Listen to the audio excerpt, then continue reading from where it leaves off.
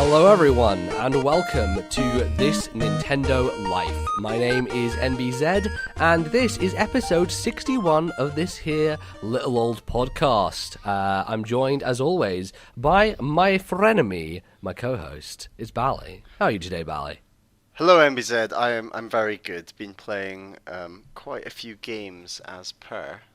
Yes, indeed, as we always do. But we'll talk about that stuff in due time. There's some things that happened this week very recently, including the big old... Direct out of nowhere!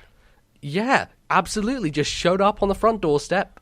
We had one of those. So we're going to talk about some of that stuff. What are we going to be doing this week, Bally? Break it down, because it's not a regular show for folks. It is not a regular show in the slightest, NBZ, because we are going to be talking about the Nintendo Direct for the first segment, and then we are going to delve into our second ever Backlog Club, which of course is the wonderful game Metroid Zero Mission on the Game Boy Advance from 2004.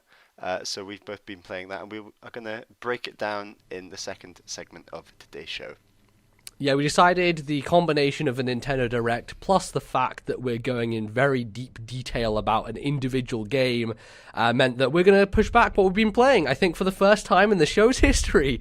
We're still talking about a game, but it's a little bit of a different change-up. So there you go. This is what we got. And let's jump into it, Bally. Let's talk about the Nintendo Direct. So this, came about on Twitter the day beforehand, and everyone got really excited because, haven't been one in a while. There was the Pokemon Direct, of course, which happened. I don't think we've actually talked about that yet, but that was the announcement of Pokemon Sun and Moon, which they didn't really tell us much else aside from that. I don't think anyone really expected the Direct to just suddenly show up, and it did. Were you happy about that? Oh, definitely. And the last one was in November, I believe. Right, yes. It's a long way away indeed. And, I don't know if there will be one between now and E3, but it's just sort of like a nice good slot. Start of March. Let's go for it. Yeah, they usually do the February kind of Direct, and March seems a little late, but it's right at the start, at least, and... there's some games coming out for the spring and the summer that they wanted to highlight. So all that stuff happened. There was, unfortunately, the day beforehand, a bit of a leak relating to the European version of the Nintendo Direct, which spoiled a few things, but I didn't think it was really that bad. And, there was some good stuff here, but I don't think anything was super groundbreaking, so it wasn't really going to blow anyone's mind. Let's jump into it, Bally. Let's kick off with the Big Daddy, the one who Nintendo are putting all their hopes on for the next quarter here. There's, of course, our main man, Star Fox, in his new project, Star Fox Zero. Miyamoto came out, talked about the game a little bit, reintroduced it, and said, we had to take time to work on all this extra stuff, but hey, it's coming soon, April 22nd, and they have reworked the tech demo Star Fox Guard, which was previously known as Project Guard, which was shown at E3 about 2 years ago, will come in a special edition packet with the Zero game. If you buy that, you can also download it from the eShop. Bally, what are your thoughts here on all this new Star Fox information? Are you excited for the final release? I'm looking forward to it. I don't know if I'm necessarily excited. I'm not the biggest Star Fox fan. I mean, Star Fox 64 was great, but it's nothing special. And I think this game is just... I think we're unusual amongst Nintendo fans, perhaps, to be so sour on Star Fox. So I think that Star Fox 64 is considered a classic, and it's easy to see that they're just trying to be more and more like that game with Star Fox Zero for the future, and that's fine because I think it will be a good game. I do look forward to playing it. I don't know if I'll get it day one, but I think it looks good. I think with what we saw from the map layout, and Miyamoto reiterated the idea of branching paths and things. I'm not a big fan of branching paths, but I understand that's a big part of Star Fox, so be it, basically. But I was intrigued, and I thought Star Fox Guard looked interesting as well. I hope that's a reasonable price for the download. I'd be a bit disappointed if it was more than, say, £25, £20. I want to pay something a bit less for that. I would be really surprised if it was that price, especially because it seems like if it's coming with the main game, it's not going to be that much more expensive. I think, don't know if it'll be the same price or what, but I think it's only coming with the main game in the special pack, though, isn't it? it is, yeah, and I don't know if that's going to be more expensive than just your standard retail version. I have no idea. But were you interested by Guard? I mean, for me, I'm not a huge fan of tower defense stuff, aside from like the original Plants vs. Zombies, which I enjoy quite a bit. I'm not really down with any other sort of tower defense stuff. I don't click with that sort of gameplay. What do you think about all this screen stuff? Yeah, I like the concept of tower defense. I can't claim to have played many tower defense games, if any. I can't really think of any off the top of my head, but I think that it looked interesting. I think the idea with the different screens is quite a cool one. Maybe I'm a bit worried that that's the game, like that's the one gimmick's a harsh word, but that's the one selling point, is having the multiple camera angles, and the game might not do too much more than that, but we'll see. If it's a reasonable price, gets decent reviews, I'll give it a go. And I'm always open-minded about those sort of things, so it's nice to see them doing different things. Yeah, a few things kind of piqued my interest, despite me probably not wanting to play this Star Fox game because of my bad experience with the 64 game. But like the idea that those branching paths are actually kind of much more telegraphed, the fact that there's kind of these teleportals that appear within the level, indicating, hey, if you go through this will let you kind of go to a different area, as opposed to those like kind of amorphous, didn't explain how to do the other path stuff, which I didn't really like in the original. And also the fact that multiplayer mode looks pretty cool, where they break down having someone with the Pro Controller just using the ship, and then the other person just focuses 100% on the shooting. Really gave me like a Mario Kart Double Dash feel, which was really cool. I actually would be interested in playing that game multiplayer, because it gets rid of the problem of being, patting your head and rubbing your stomach at the same time if you're only just patting your head or rubbing your stomach individually, Yes, yeah, definitely, and that was a nice feature to add. I can't really think of many other features that they talked about. I mean, the amiibo lets you be the original Star Fox plane. That's kind of nice, yeah. Yeah, that's neat. Cool, yeah. But yeah, I mean, it's certainly, they've laid the groundwork here. It's coming out soon, so might as well just parade it out. Anyway, up next, some more updates for Mario Maker and Splatoon. Splatoon wasn't really too much. It was just a bit of balancing, I guess. Yeah, it's like here's a set of guns with a name or something. It was a bit weird. It was like just some new weapons, some things like that. Kind of expecting like a probable DLC paid for thing in the future. I know that. Yeah, this could have been a nice window to announce that. I know that the main director behind Splatoon was talking about some of that stuff at a recent tournament in Japan, which indicated that it probably isn't ready right now. Like, they're probably in the planning stages or development stages of that stuff if it is happening. So yeah, I would have liked to see it, but I understand that they're still working on it probably. But Mario Maker, much more substantial. We add 2 new elements or a couple. Was there more than 2? I think I remember the thwomp turning into the crazy squashing thing, and then you have the keys. But there's multiple ways of getting the keys. So you can put right. the keys in enemies, or you can create 5 sort of key coins, which are a sort of new item, almost like red coins. But you collect all the key coins to get the key. So yeah, which is great. It creates that idea of having a level where you just explore around for all of the coins, and then you have to get to that central point with a key. I love that concept. I think that really just opens things up hugely to make levels in Mario Maker. Also, like, you can legitimately have bosses that are mandatory now, because if you give the key to like a Bowser Jr., you have to fight him before you get through that door. That's a smart thing to put in there, because I think people were really struggling with people are just like jumping past my boss, and I have to do something about that, because otherwise it's kind of impossible. So smart thing, I think, that they've done there, implementing that stuff. They also added a kind of new expert mode, super expert mode, which only unlocks after you've beaten the standard expert mode in 100 Mario Challenge, and it will give you 6 ridiculously hard courses, which I expect like the percentage for that would probably be like under 0.01% or something, or under 1% probably, like 0.0 something, I imagine. and then you will unlock more amiibo costumes for beating those. So good luck to people doing that, because I fucking don't think I'll ever be able to beat a super expert challenge thing. Sounds pretty horrific. But, you know, Bally, I love that they're supporting Mario Maker. It's a fucking amazing thing. It was our game of the year last year. I love it. It's wonderful. So yeah, and this year I'm sure we're going to set time aside at points to kind of make some more levels, test each other. I've been working on a level for the last month or so, in and out. I haven't gone back to it in a couple of weeks, but yes, I always like to go in there and tinker. So we'll it's get happening. around to that at some point.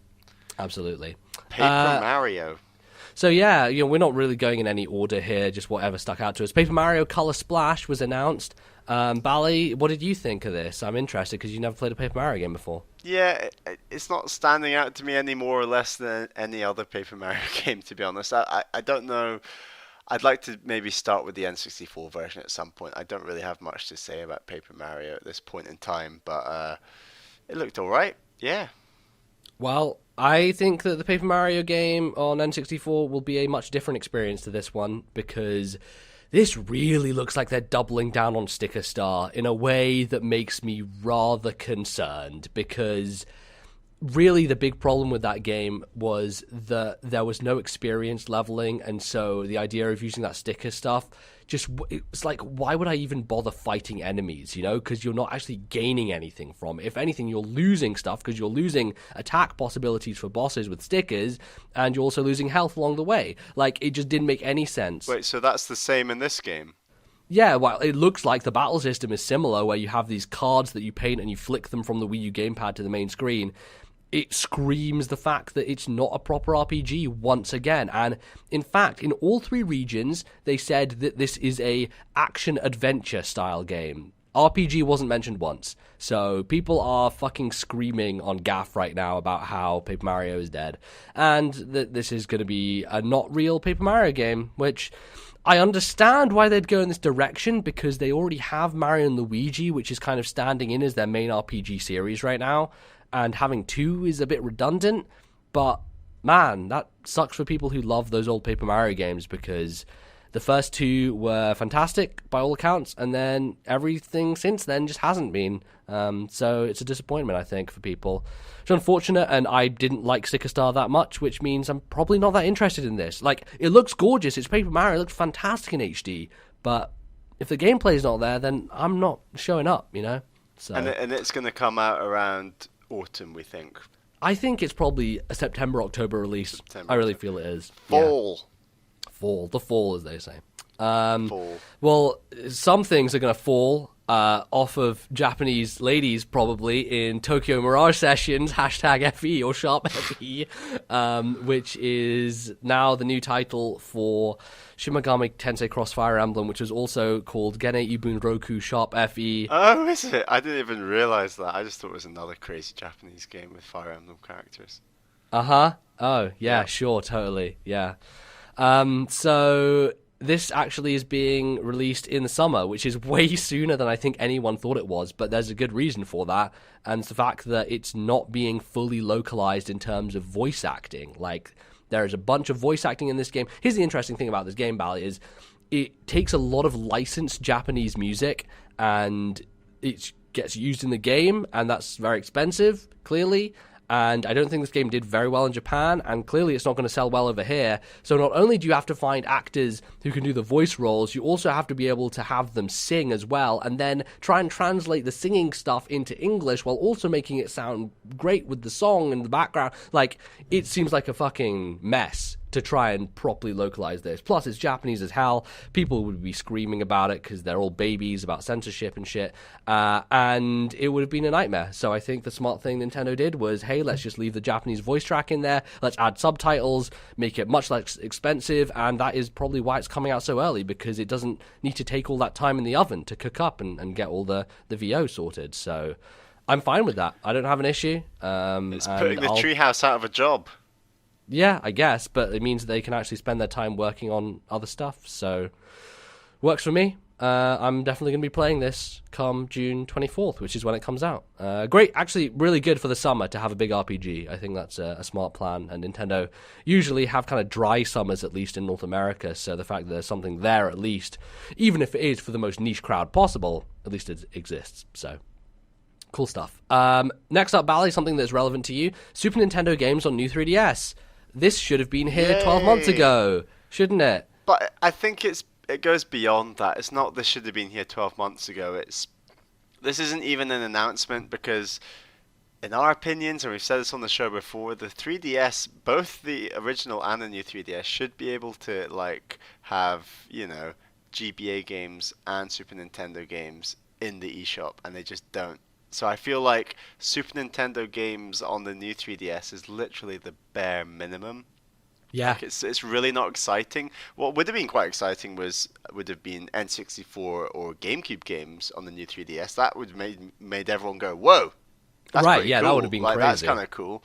And it's not. It's Super Nintendo games. And right, but I think the real core of the issue here is they are more expensive than on Wii U, and they're not cross-buy, and all this other, great, you have them portably, but, you have to pay for them fucking again. And, it's really wearing thin now. Really, to me, it feels like a last-minute cash grab from Nintendo before they homogenize and, get all their account stuff sorted out, where hopefully we won't have to deal with this shit ever again.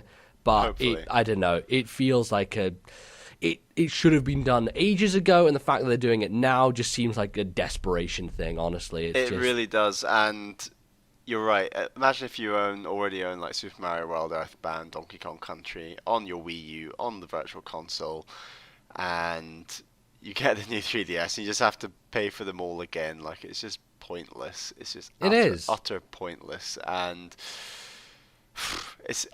I mean, there's some games like Earthbound that I am up for playing on my new 3DS potentially, and that's nice. Actually, that one works because an RPG on the go is probably better than at home. Definitely, yeah. RPGs on the go are nice, and that's how I played games like Xenoblade Chronicles. So yes, that's nice, but that's just a little nice thing. It's not like that's going to ever sell anyone a new 3DS or anything. It's just a little cherry on the top. It's hardly anything, but it's not a big deal. But hey, it's they've got to have some announcements, so let's pad it out. Why not? I hope they fix it for NX. That's what I want. Yeah. Well, you know what? Something that really indicates that they're gearing up for NX development to me, Bally, is what they've been doing recently, which is put out new games with existing assets and try and... putting out Kirby games. Yeah, putting out Kirby games at the end of console life cycles. Kirby Planet Robobot was announced, one of the few surprises in this Nintendo Direct that we didn't know about before and wasn't leaked. It looks like, hey, they've taken the Triple Deluxe engine and have made a new game from it. Kirby Mech. Yeah, Kirby's Mech Adventures, it seems like. Looks cool. I mean, I haven't played Triple Deluxe yet. That's the game that I actually do want to play, and I've heard very good things about it. I'm sure this game will be great, as long as it's as good as that last one. I don't know. It's not really screaming out to me to buy it right now. It looks good.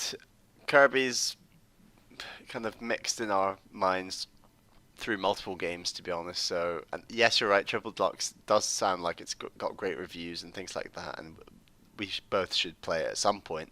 And this game looked like more Triple Deluxe with some extra mech stuff, and that looks nice. Nothing amazing, but pretty cool. Yeah, a nice little surprise, I guess, for the people who are Kirby fans. Let's talk about the elephant in the room, Bally. The big boy, the hot daddy, Metroid Prime Federation Force. So Shibata kindly said that some fans after E3 had some questions about Metroid Prime Federation Force. I think putting it lightly in that sense. I'd love to have been his speechwriter. Could you imagine that job? How are we going to get around this? Oh boy, who knows? But they did it, and then they cut to Kensuke Tanabe, who is the head honcho behind the Metroid Prime series, who worked with Retro Studios in the past and is now working with Next Level Games to produce Federation Force. Came out with a bit more explanation about it, kind of breaking it down about how everything works. There's stuff to do with different classes and weapons and having that multiplayer setting. I have to admit I wasn't super paying attention to it, but it looked like more of the same. I wasn't really convinced otherwise. Were you, Bally? Yeah, I've always been interested in this game. I think I'm still gonna get it. I think you're maybe a harder sell considering you're not the biggest Metroid Prime fan. So I think Also, I don't have a new 3DS, so the lack of analog nub for first-person control is awkward. yeah, they did talk about that, didn't they? Yeah. So yeah, I'm interested. I don't want this just to be, Triforce Heroes, but in shooter mode. I want it to be better than that. See, it could even be like that problem with Triforce Heroes of region locking as well. Imagine if they do that. Then it just cuts off a whole be bunch of annoying. shit, you know? But I want to give some respect to Nintendo on this one, actually, because they could have, like, tried to wangle their way out of it or doubled down from E3. Like, that was one of the worst backlashes in a long time. It was sort of Wind Waker-esque backlash. Oh, yeah. And I'm not saying this game is going to be like Wind Waker in the future. I would bet money that it's not. But Yeah. I was impressed that they went along with it and they said, this is another game in the Metroid Prime series. And like they kept saying that this is a Metroid Prime game. This is a Metroid Prime game. And it was like, okay, it's a Metroid Prime game. We get it. And that's just like a nice, we are Nintendo. Here's our middle finger to all you people shouting at us. Like, we are going to do this game. And like, I just admire that. I'm not saying it's a sinking ship, but they're sticking by their guns. And I like that because, Next Level are a fantastic company. And I'm definitely not writing this game off. I think it could be the hidden gem of the year, definitely. I still think it's got that chance. Yeah, it could be, absolutely. I won't write it off either. I will wait to see, because there are lots of questions I still have about it, like that region locking thing, like how is it going to control on a standard 3DS without the analog nub. Like, there are things which, for me personally, put it in a camp where I need to wait. But I think it would be, I think we'd have great fun playing it online together, so...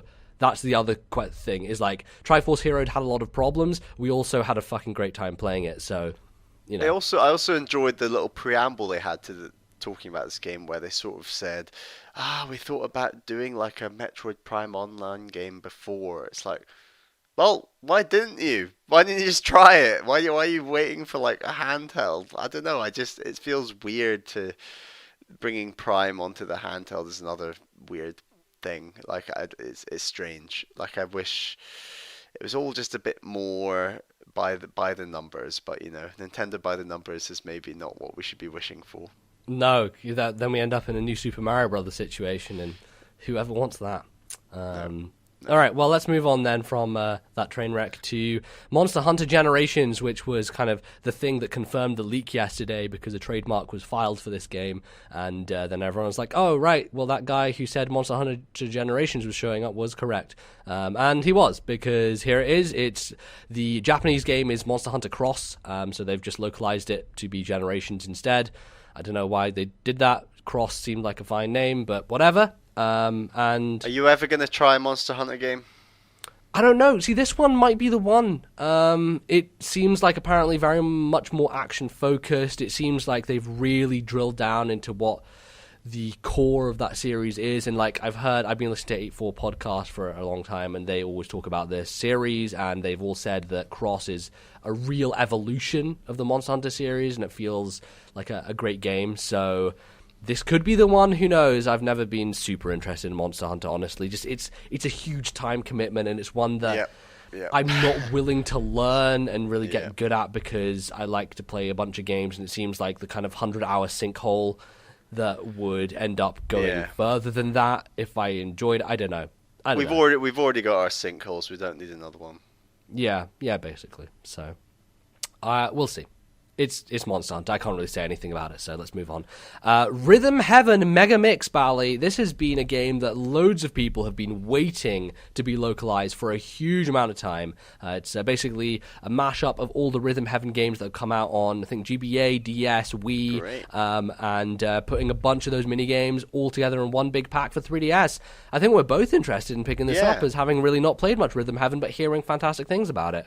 So has a Rhythm Heaven game ever come out in the West?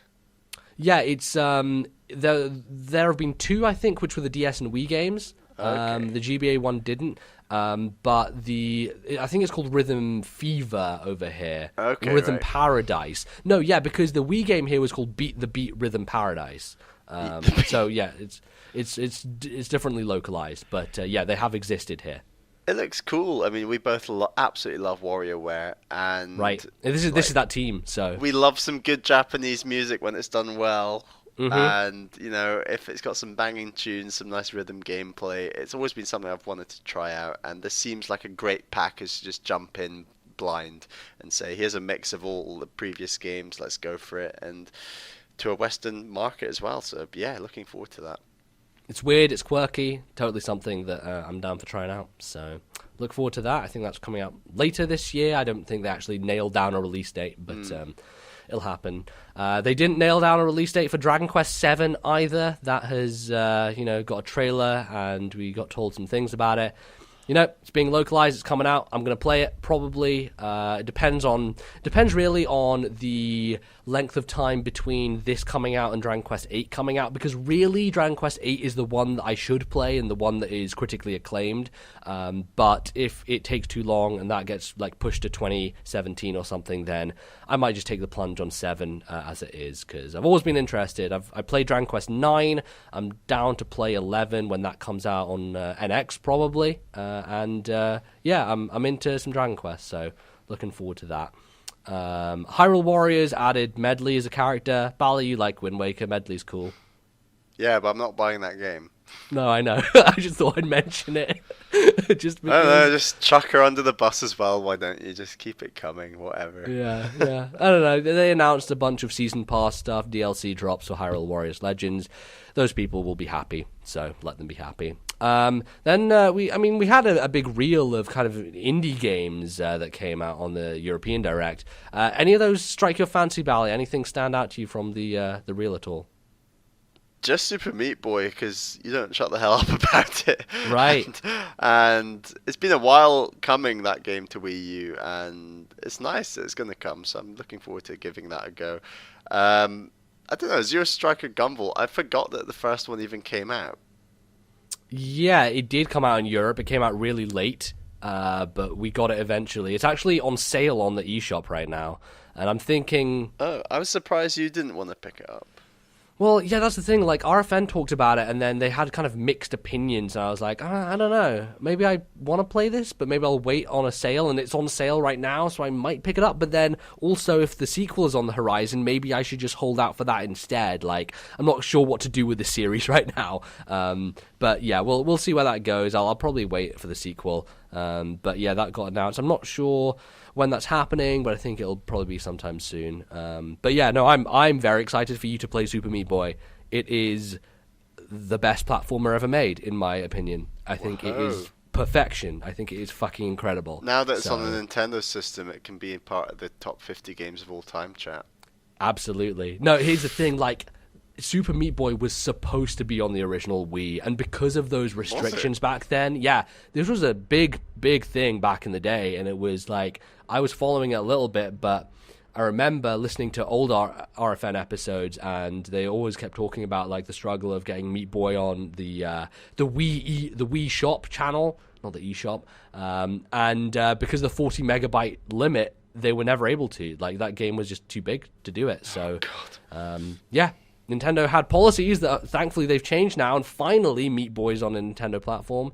Late as it is, but it exists, so I am thrilled that more people get to play that game. It's fucking brilliant. So, next up is the new free-to-play game that was announced a while ago as Project Treasure. It's now got a title of Lost Reavers, and it has a frame rate of about 15, and that sounds horrible. But we'll give it a shot. There's an open beta, I think, in April, and it's coming out end of April.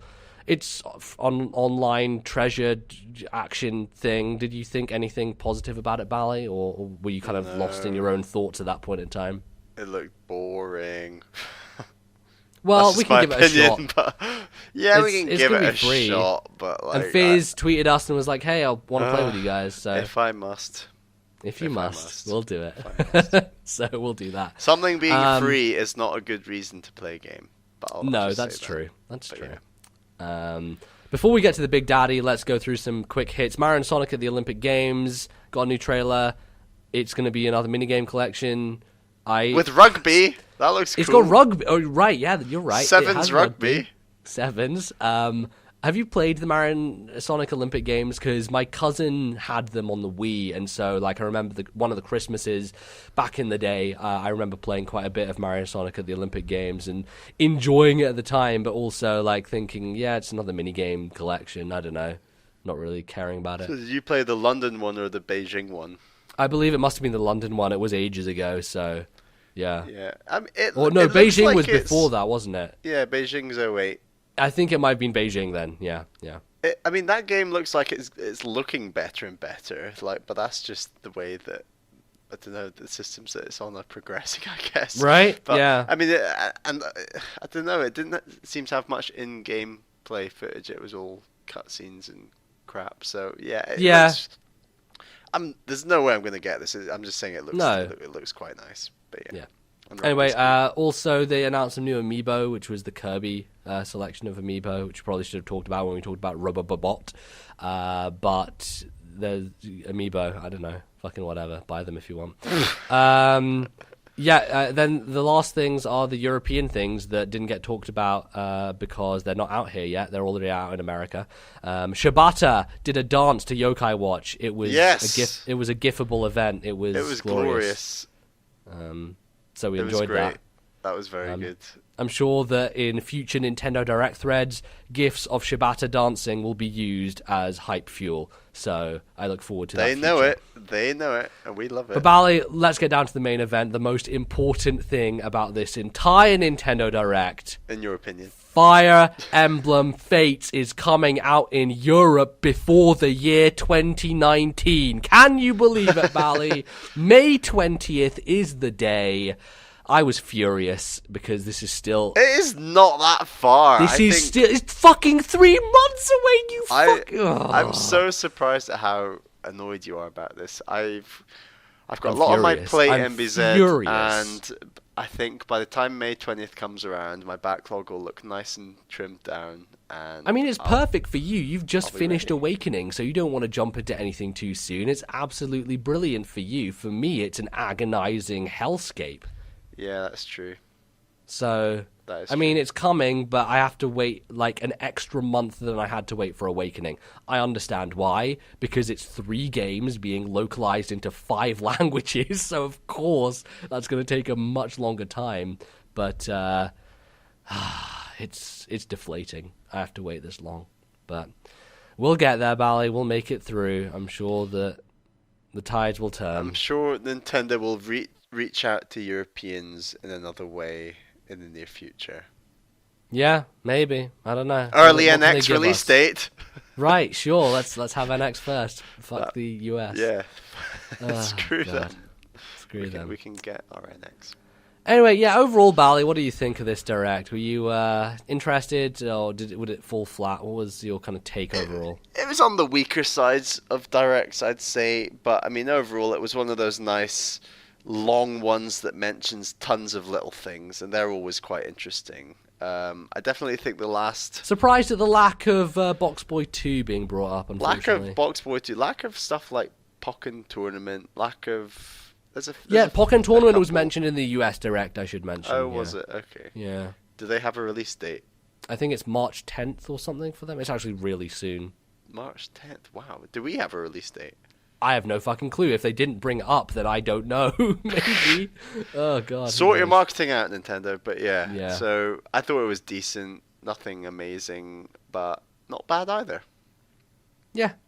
I kind of fall on the same camp. I thought it was fine. It wasn't mind-blowing. And again, a lot of the wind of the sails was taken out because of that leak. But seems to be Nintendo these days. For some reason, clogging up all the holes apart from... Or just clogging up the one hole, the NX hole, and then letting everything else spill out the shit as they... Well, you might as well clog up the most important hole. Yeah, no, you're right. You're right. You gotta make your priorities. So, that's true. That's the most money that they're saving with that hole. Yeah, absolutely. All right, well, that's going to wrap up our Nintendo Direct discussion. Let us know what you think. and all that good stuff. I guess we'll mention the email in the next segment, probably when we talk about people's emails. But why don't we give it a quick plug here, Bally, because we're not having a dedicated listener mail section this week. Sure. Where can people send us their thoughts on the Direct and Nintendo's future and all that good stuff? Please send all your thoughts and comments and questions to ThisNintendoLife@gmail.com. That's ThisNintendoLife@gmail.com. Indeed. So after the break, do be sure to rejoin us, because we will be back talking about breaking down the last 2D Metroid that was ever made 12 years ago, Metroid Zero Mission. So we'll be back in a little bit. Do not go anywhere.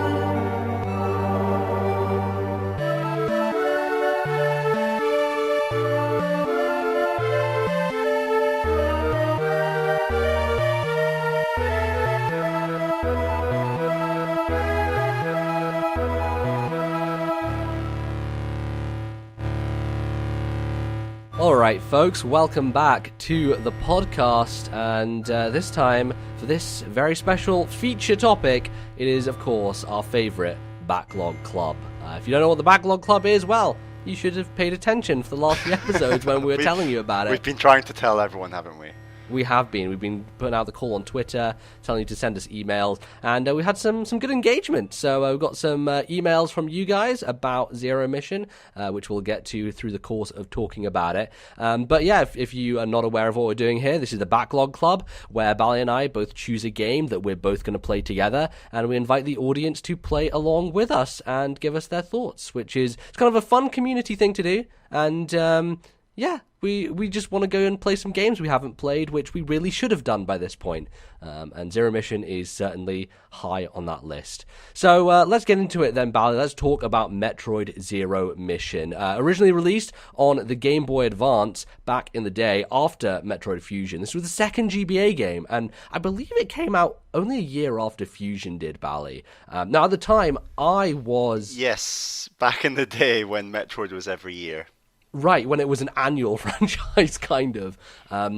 When I was kind of at this time, I always looked at Zero Mission on the shelf in like game stores and stuff, and I always was interested and wanted it, but there was this kind of nagging thing in me which was like, okay, this is a remake, this isn't actually a real full new game. So I never kind of like pushed my parents to be like, I really want to play this and get this, despite the fact that I really enjoyed Fusion and had Fusion at that time, which was weird. I don't know why that was, but I never kind of got to it back then. And then of course, you know, GBA games are harder to find these days, and eventually it came to the Virtual Console, which is where we're playing it now on the Wii U Virtual Console. Do you remember at the time anything about Zero Mission? Do you remember reading reviews about it in O&M or anything of the sort?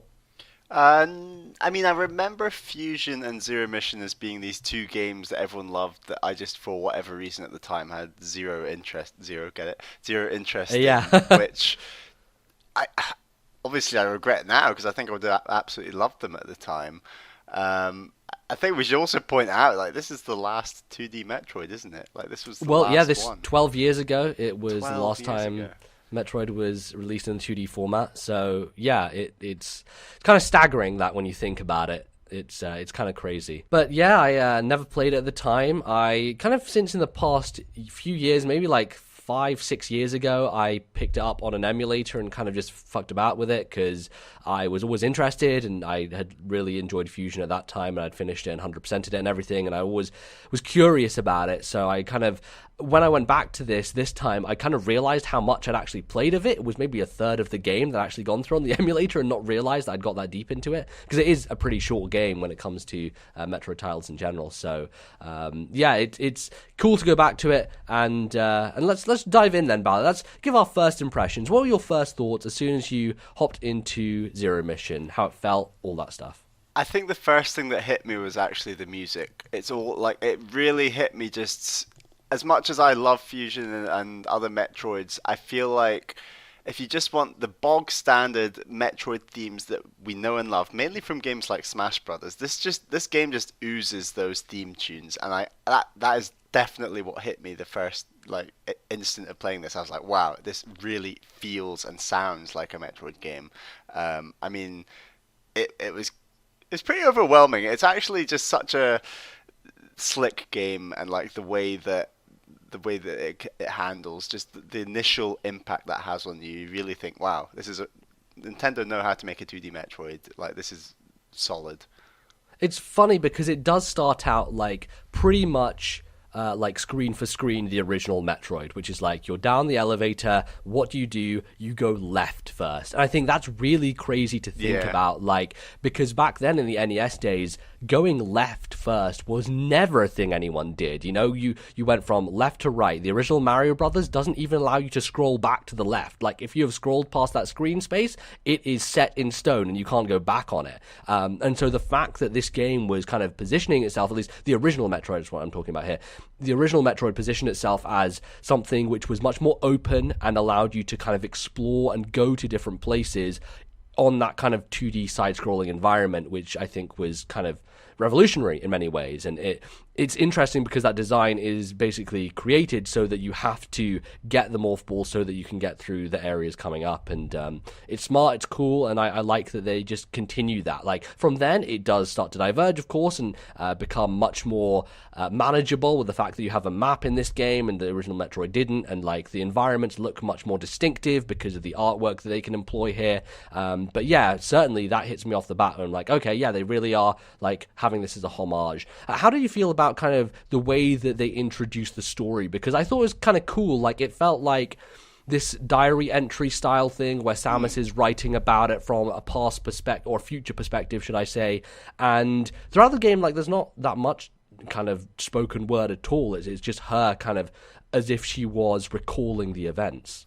Yeah, I mean, it's these sort of almost slideshow cutscenes. They're not quite simply just slideshows. There's sort of animation within those screens, which is, I think it works really nicely, actually. It doesn't take you out of the action, but at the same time it sort of sets up what's going on to some degree. And it makes the game sort of run a lot smoother, especially compared to the famously long cutscenes in a game like Fusion. Right, yeah. It was quite slick. I was going to point out one other thing that really hit me when I first started was, like, you can't even shoot your gun far enough. And yes. Like, I don't think that happens in like Super Metroid or Fusion. Like, no. it's like, what? I can't even reach. Like, what is going on? And then, like, and that is something that is very distinctive about the original Metroid, is that you, like, initially your gun doesn't even shoot far enough, which is, it's just weird.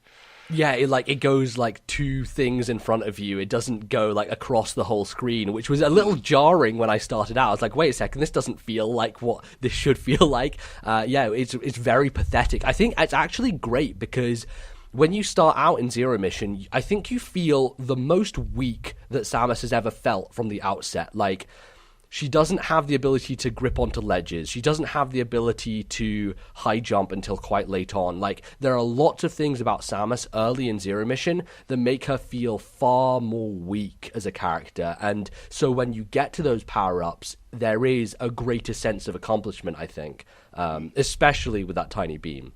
So yeah. I think the other thing for me in terms of first impressions was, I am a stickler, as you know, for like how well characters control, and I am very attuned to like the differences between various Mario Karts and how everything like feels to me. Samus, to me, in this game, feels much heavier. She feels like much more weight behind her jumps, and she falls faster. I think initially anyway, like later on, once you get more power-up, she feels much more akin to the Fusion version of her. And I also think that like the screen seems much more zoomed in this one. Like, it feels that Fusion was a bit more of like a smaller version of her on the screen, and you had a bit more space to work with, I think, whereas this one feels like they kind of crammed it a bit more. I'm not sure, maybe if that's because I'm playing on the gamepad and it's kind of upscaling it a little, but yeah, those are just a few things that kind of hit me off the bat. I was like, yeah, I mean, it looks like Fusion, but it maybe isn't quite hitting the same feel as that. And of course, that's something that you don't really notice as much as I do. No, So. I struggle to decipher the feel, to be honest, even between Super Metroid Fusion and this game. I think they all feel quite similar. I mean, if I play them back to back, I might feel some difference, but I definitely am less of a stickler when it comes to game feel. Like Yes. Yeah. No, it's a huge aspect for me of any game is how well it feels to play. And yeah, Zero Mission, it definitely gets better. It definitely gets better as you go on, but I think it was hard for me to kind of latch onto anything to begin with. So how about we talk about something that's so crucial to Metroid games? Sure, let's talk about the loneliness of Metroid. The aesthetic, the atmosphere, all this stuff. The game looks beautiful. I mean, it's a GBA game, so you would expect it to do so. But what I feel it does is it takes a lot of those Super Metroid elements and injects some more color into them. You know, it feels a bit more of a vibrant game. It feels like this fun halfway house between what Fusion does, which is, I think some people might say garish in terms of the colors. Like your first suit is yellow and blue and like bright and stands out like a sore thumb. Whereas this, I think, sticks to that more traditional mold while having it feel a bit more, I don't know, less oppressive. I don't think that there was as much like feeling of loneliness, despite the fact that you are on your own in this world. Yeah. No, I've definitely got some ideas behind why that is, but they definitely link to this email that we got in from Ryan. So I'll definitely mention after I've read this email. So Ryan says, "Dear RSS and Bally, it's been a while since I played a 2D Metroid, and Zero Mission reminded me why I love them so much. I was surprised by the quick pace of the game, which is completely unlike the NES game. Exploring the world felt effortless, and I never got stuck anywhere for more than a few minutes. Even the stealth section towards the end of the game had you wall jumping through rooms at top speed. The quick traversal and fun platforming sections in this game probably make it my favourite 2D Metroid when it comes to pure gameplay. However, the atmosphere of this game is nowhere near the level of Super Metroid. The cartoony art style and the overstated and repetitive music drag this game down. The music in Brinstar is especially annoying, and I found myself listening to a podcast instead of the game as I played. What do you guys think about the music and art style in this game? Do you think they ruined the atmosphere? Thanks, Ryan."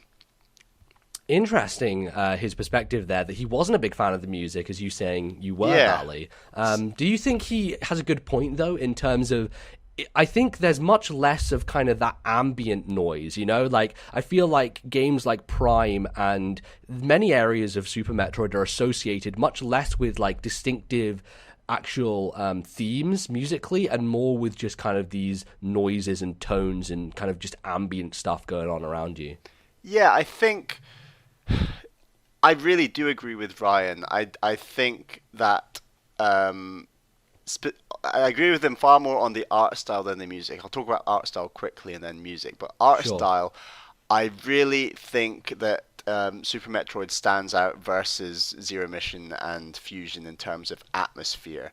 And in terms of art style, it's just a darker game. The color palette is just better for a Metroid game, in my opinion. As much as I think Fusion can get away with it because it's so fast paced, it's not really trying to do atmosphere as much. It's much more, it's almost like a boss run, you know. It's super fast paced, super linear, super everything. Whereas this game, and it's very easy to say this, but it is somewhere between Super Metroid and Fusion. It is exploration based, but at the same time it's more linear. And I feel like the elements where they're trying to be like Super Metroid fall a bit flat.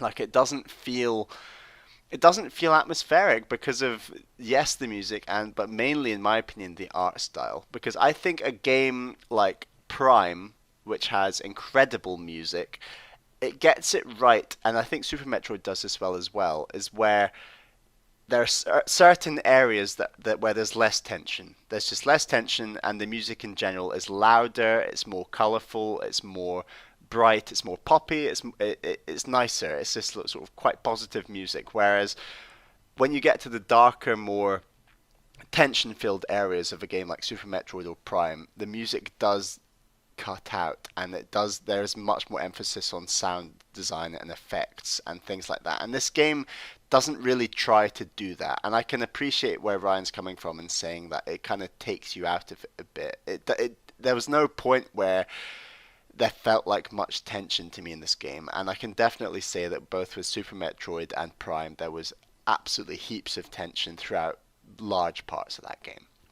I'm sure we'll come back to the question of tension when we talk about the Zero Suit section, which I feel is very interesting as a part of this game. But I think maybe a question to bring up, Bally, then is, do you think that because this game was built for a handheld as opposed to Super Metroid being focused on the big screen experience, that's why they decided to pull back on those elements? Because I think that there is this idea of there's less engagement with a handheld game. There's not as many people who are going to commit to putting headphones in and everything, and a lot of people will be playing on the go and having noise around them of the world. Like, do you think that is perhaps a reason why it lacks some of that punch? Yeah, no, I think it's a number of factors. And we've said on the show before that, that original Game Boy Advance didn't have that backlight. And it was very crucial that you were able to see the environments and the design. And having a color palette like Super Metroid on a Game Boy Advance without a backlight would look really murky and difficult to see.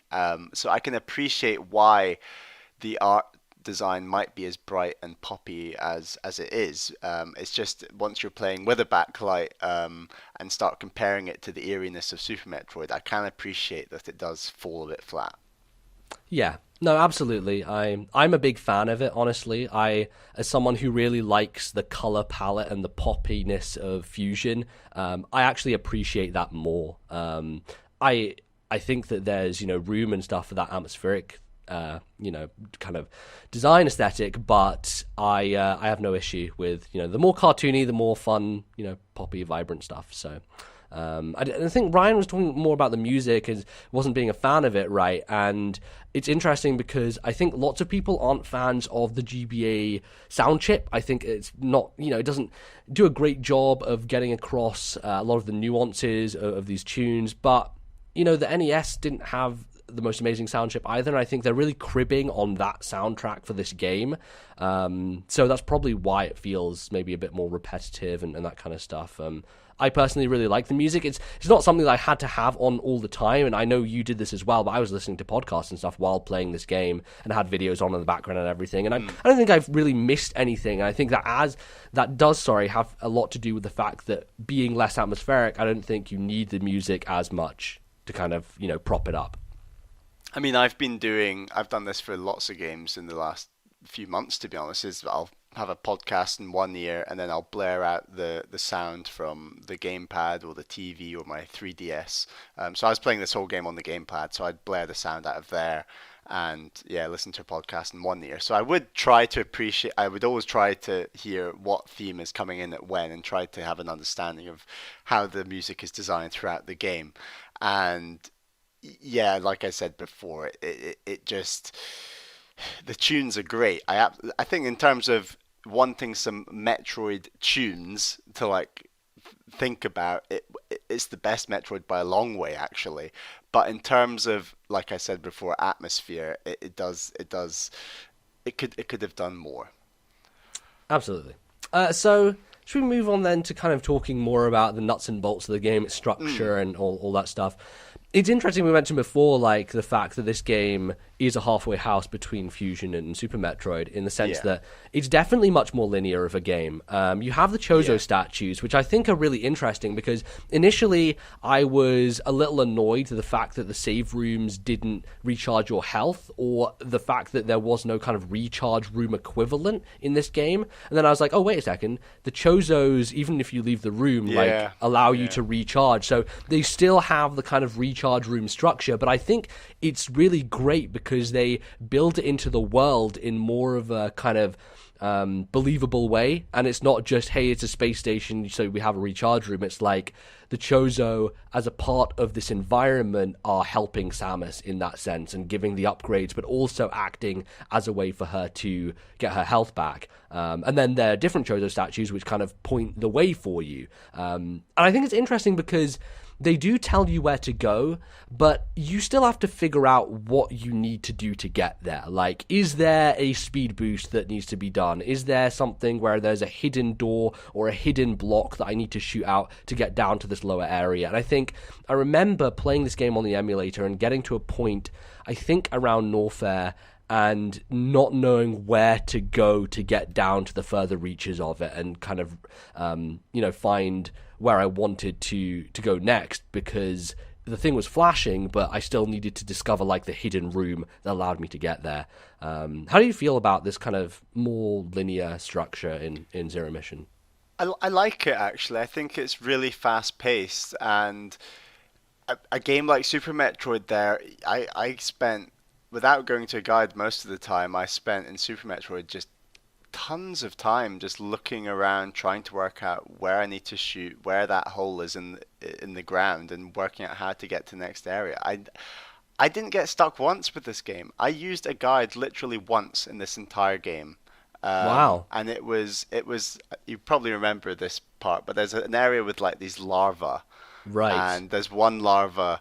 To get out of the room, you have to defeat all the enemies, and to defeat this larva, you basically have to shoot it along using missiles, and then quickly roll up into Morph Ball and bomb the route back, and let the larva walk onto the bombs. Yes, in fact, this was the point at which I got stuck in my first run through on the emulator. I remember, as soon as I got to that thing, I was like, fuck, I remember not knowing what the hell to do here. And it came back to me. You still don't know what to do.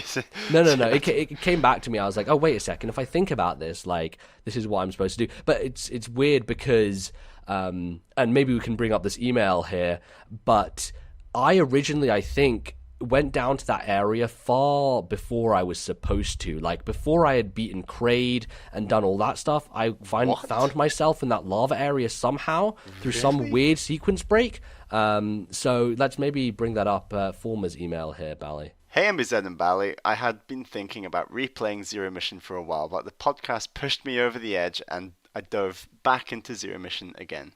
The last time I played it was about 6 or 7 years ago, so I didn't remember absolutely everything about it. I did remember a few little sequence breaks you could do, like early energy tank and screw attack, which made it all the more enjoyable to go through and see what I could do this time around. Zero Mission is one of the strongest in the series in that regard. It and Super Metroid give you so much freedom in where you can go and what you can do. It's just as great on a replay as it was on my first run. My question for the two of you is, if you could go back to Zero Mission or Super in the future, do you think you'll be on the lookout for sequence breaks? Keep up the good work. Former. Well, it's interesting because I don't think I've ever played Super Metroid and not sequence broken it, because I actually don't really know the correct path through the game. There's this area early on where you have these spikes underneath this like long jump gap, but if you manage to wall jump off the side of the wall that you're jumping towards and then back on top of a ledge into a door, you can get, I think it's the wave beam early. I can't remember exactly what upgrade it is, but you get some upgrade early, and that's the way I have done it both times I've played through the game, and I actually don't know what the real path is. And I think that's a cool thing about Super Metroid, is like, you can break all this shit and yet it doesn't ruin the game. The game doesn't like explode because of the fact that you've gone to an area you weren't supposed to yet. And I don't know, I find that fascinating. I think Zero Mission, I didn't really find any this time, but it's something that I'm always fascinated by. And I think that's one of the main things that makes these games so interesting to watch from a speedrunning point of view, is the fact that there are so many ways to get through areas that don't seem like they were necessarily intended by the developers, and yet they're still possible. So yeah, I actually would like to know, like, what are the sequence breaks in Zero Mission? I may not go for them myself, but I'd be really interested in actually understanding how they work and what kind of the breaks you can put into the game are. I mean, I'm not the biggest fan of sequence breaks. Now, I'm very much, love games to be played the way they're meant to be played. I'm not a big guy into like, the cheat codes and all that stuff back in the Right. day. But there was one area quite early on in the game, before you even have the ability to hold onto ledges, Yes. where I kind of got myself caught in an area that's like designed where you're meant to have the ability to grab onto ledges, but I was just bomb jumping to like Right. get to all these places, and it was a massive pain in the ass, to be honest, because I sort of went down this corridor, and there's like a couple of missile upgrades that I got, and then it's a dead end, and I'm like, great. So I had to like go all the way back through using my sort of broken method of bomb jumping back, and it kind of frustrated me that the game allowed me to do that, because I was only about 20 minutes away from the ability to hold on to ledges, and it was just a bit frustrating, to be honest. But yeah, I don't know how to feel about it. You see, I actually love that. I love that Oh, the I don't like game. it. I love that the game allows you to get back, though. That's the fascinating thing about it. Is like you can get yourself But it was hard and glitchy, and I had to time bomb jumps, and it wasn't fun. right. But here's where I come back at you. This is the game where the bomb jump is the easiest it has ever been. As someone who is aware of the bomb jump advanced technique, it is, well, maybe I shouldn't call it an advanced technique because it's not that advanced, but it is by far the easiest to time, and I just found myself using it consistently. There is a very early area where there's an energy tank that's hidden in the ceiling, and you basically just have to shoot at the ceiling to uncover it. And if you bomb jump well enough, you manage to get that energy tank early, and that's probably why I ended up with more energy tanks than you did, because I found all these secret ones. Yeah. But I got it, and I was like, holy shit, that was great. The fact that I didn't need to wait for the high jump, I didn't need to wait for the space jump to get this thing. I can just use this kind of not necessarily built into the game trick to get through it. And I love that about this game. The bomb jump is made so much easier, and the timing just works, and it clicked with me. And I got missile tanks early, and I got that energy tank early, and there was a bunch of things where I was like, okay, I can't quite do this yet. It was even to the point that, like, I had the spring ball ability, because I think you get that maybe when you get the bombs. I'm not sure when it is, but you can jump as a morph ball whenever you want. Yeah, And it I was know, kind that's of a cool. long time afterwards before I realized, hey, I can actually just jump as the morph ball, because Yeah, I was same. bomb jumping my way through everything. Yeah. That was the way that I found it working, and I thought it was great. So yeah, I really like that aspect of it. Do you think then, talking about you getting stuck then, was there much obscurity that you found in the design in terms of where to go next? I think there are some things we can get a little bit caught up on, like certain hidden blocks that require kind of the original Legend of Zelda-esque kind of just spamming missiles and beams across the room to find your way through, or even like them tricking you with the fact that some of this lava isn't actually lava and you Yeah, fall through that's it and yeah. it's just a place you actually need to go. How did you find that stuff? I actually really liked it. There were points where I would get stuck for a few minutes, but it's just that's part of 2D Metroid in my view. It's just like pummeling your beams across the room, trying to jump in lava, even if you think you're gonna take damage, just risk it, like, and just go for it. And I think there were just some awesome little designs in and around that, where, for example, very early on in the game, there are these little parasites that you see bobbing along, and then they like Yes. attach themselves to you. And you're like, oh, that's really annoying. How do I get him off? And then a little later, lots of them like go on you, and then all of a sudden there's loads on you, and they start doing damage to you. And you're like, whoa! And it's like that's a neat little progression to get to that. And then you realize like, oh, to get them off, I need to use a bomb. And then it gets even better, because then there are these barriers that look like the standard barriers from Fusion, where you got to use a certain type of missile, but actually all you have to do is lead the parasites to that barrier, and they miraculously just kind of come off you and start eating away at the barrier until they break it. And I just thought that was such a cool, like, very thematic way of progressing in a Metroid game. I absolutely loved that.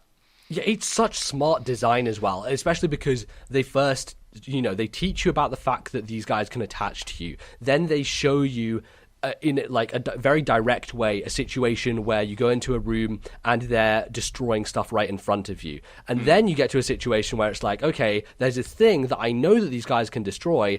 There aren't any around. Let me explore a bit. You find some, make sure they attach to you, and then you basically bring them from one room to another to destroy that barrier. And it's like, it's not even a power-up that you gain, but it is this weird progression of taking a mechanic and building on it in order to kind of, press forward. And I think there are a lot of interesting little things like that, like different new mechanics that this game implements that we've not really seen before in Metroid games. Like, I think about the kind of the conveyor belt things, which you attach yourself to, and sometimes in order to get past a thing, you need to be a morph ball instead, and there is a boss fight that uses that. Did you think for ages, like, what are these rails? Like, why can't I activate them? And like, because you can attach yourself to them, but you don't move on them until you activate that thing.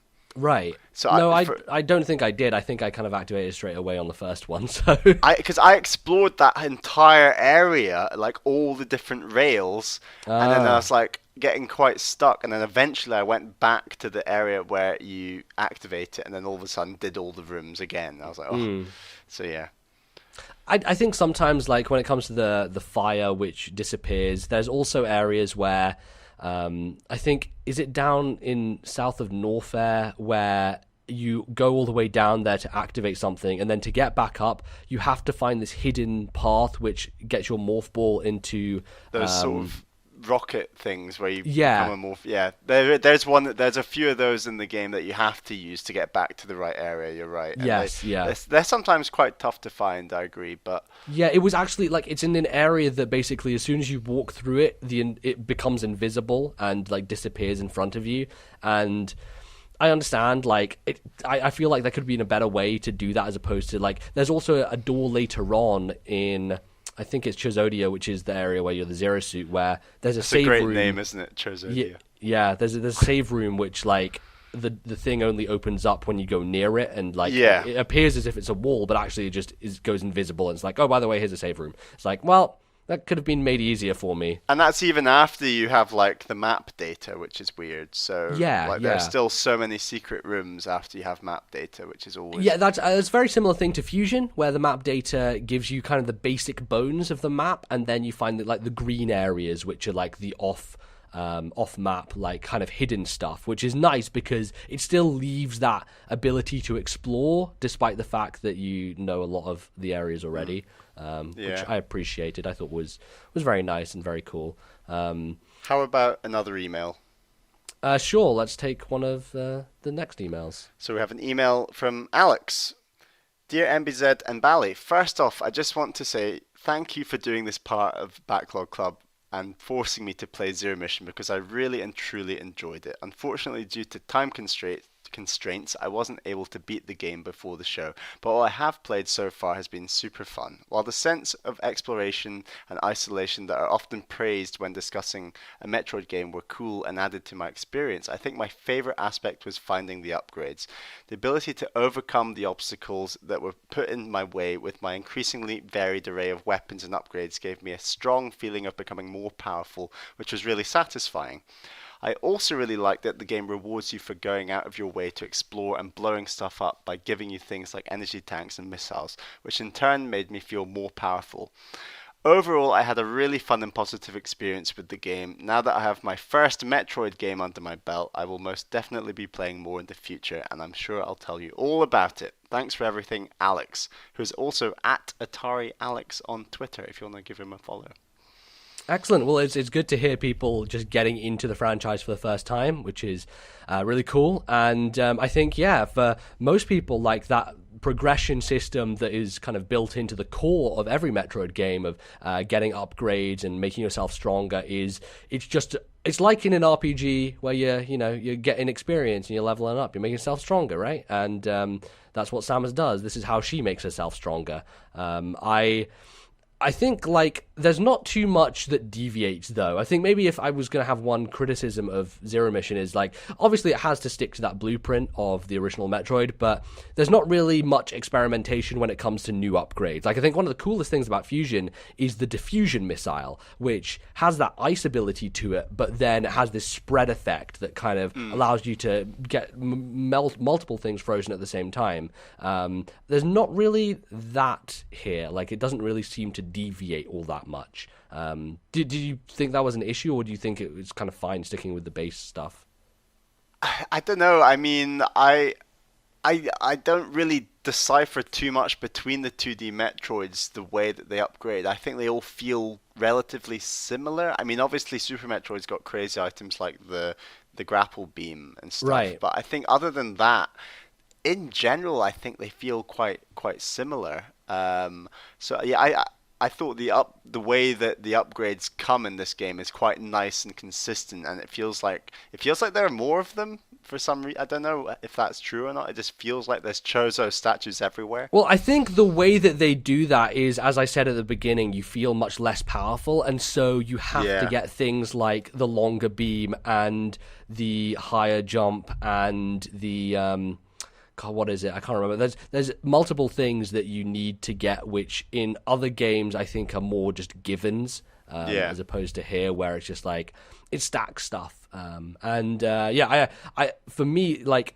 I appreciate that stacking nature of it, where you have the ice beam and then you get the next one, you stack it on top of the thing you previously had before. Like, it becomes the wave version of that, and you have the charge. Like, I think in Super Metroid you can turn stuff on and off, which is actually a really nice thing, but it doesn't really make much sense for the handheld version, where you have much more limited button inputs and all that stuff. So yeah, it's good stuff, I think. I like the Chozos as the things that give you the items. It's just, and it's another contextual thing, but it's always kind of a more surprising, like you enter a room and you shoot the thing and it's like, oh, what am I going to get out of it this time? Feels like you're kind of opening a present, maybe. In that I quite aspect. liked those sort of unknown items that you would get occasionally from Chozo, and they just allow you to blast specific Chozo blocks. I thought those were quite sort of mysterious and strange. And the great thing about that, and I think this is probably my favorite thing about this game when it comes to upgrades, is for the whole game you have these unknown items, these 3 abilities, and you're like, well, I don't know what these are. They're like in a weird language. They need to be translated or whatever. And you get to the end point of the Chozo area with the Zero Suit, and after you fight that boss, all of those unknown items suddenly activate, and out of nowhere you get the gravity suit, the space jump, and the plasma beam, and it's like, holy fucking shit. Like, you go from I didn't even realize that. I thought they were separate. No, that's the thing. Like, all those unknown items just activate at that point, and it's like, oh my god! Like, all of a sudden, I have just gone from the Zero Suit, like, pathetic thing to God mode, and just starting to rampage. I think it's interesting because, for me, I like the way Fusion positions the space jump before the screw attack, because the space jump gives you great mobility through certain areas, and there are parts in the game where I wanted to get an upgrade, but I would always save state before getting it, because otherwise I'd fall down through the floor, have to go back up, back through another room, and not having the space jump to do that really annoyed me. And I thought, like, why is it that Super Metroid and Zero Mission give you the screw attack first? But then you get to that point at the end, and I'm like, okay, well, I kind of see why they did that, why they held back this kind of all-powerful thing, because now you are this literal ball of death that just floats through and destroys everything. Although, having said that, one of my kind of buzzkills at the end of the game was you get all these abilities, and then they introduce an enemy which you can't just screw attack and kill in one hit, which is the black space pirates, which you still have to beam, and it's like, I mean, I get why they do that, so that there's still kind of a challenging enemy that is in this game, but also I would rather just be so fucking overpowered that I didn't have to worry about that anymore, and unfortunately, they don't do that, and, it's whatever. So, what can you do? Nothing you can, I guess. Yeah, but you kind of felt like you were going for more collectibles and hidden stuff this time. Do you feel like tried. it was easier for you to understand and find that stuff? Because for me, I feel like I have this Metroid sense where if I see that... Spider-Man right here. Yeah, if I see that hollow circle and I'm in that room, I'm like, okay, there must be a way for me to get this right now. So I need to, like, fucking shoot everything, bomb jump, go for all these weird, crazy solutions, try and find an invisible hole. And I consistently did that throughout the game as soon as I came across an area where I knew there was an upgrade. Would you consistently, like, if you saw an upgrade, try and get it? Or would you just run past them sometimes? No, I would always try and get them, but what I maybe could have done more of, and I probably could have pumped up my completion rate from 49% to maybe high 50s, would have been like a lot more backtracking. Like there were there are clearly like doors and parts of previous areas of the world that are designed where the standard Metroid thing, you get your weapon, you come back to the area before.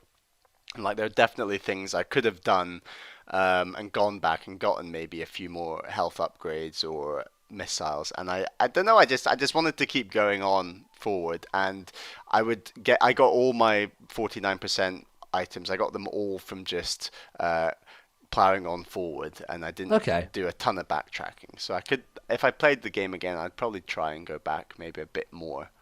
Yeah, I definitely did quite a bit of backtracking.